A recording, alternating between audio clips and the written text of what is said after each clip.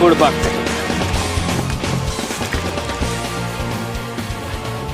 कहाँ बड़ा हो?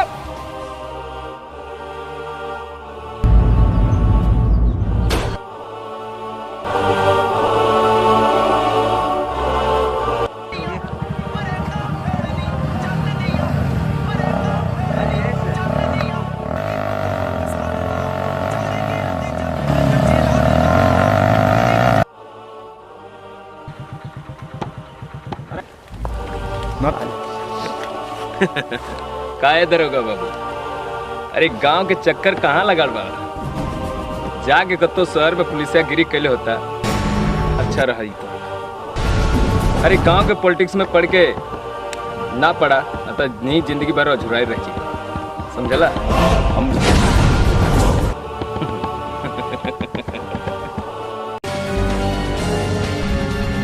अच्छा तो हम शहर चल जाएं और तू ही गांव के किसान के इस्तेमाल करके अपन साम्राज्य खड़ा कर सका, यही ना?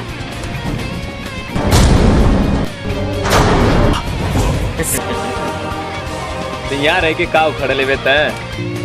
हम का होता रहेगा ना दरोगा, हम तभी समझात बनी काय से तुम हमरा ही जात के बाड़े ना।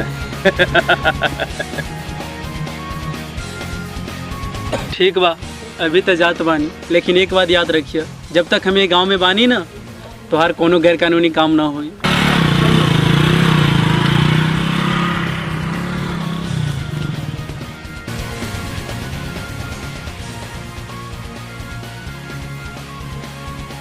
है बिरजू, इधर आओ। हाँ सरकार। लगत इस सर्वत दरोगा के बारे कुछ सोचे की पड़ी। हाँ सरकार, कुछ करे के पड़ी नहीं तो सर्व कपारी पेड़ के मुँह ते लगी। ता सही का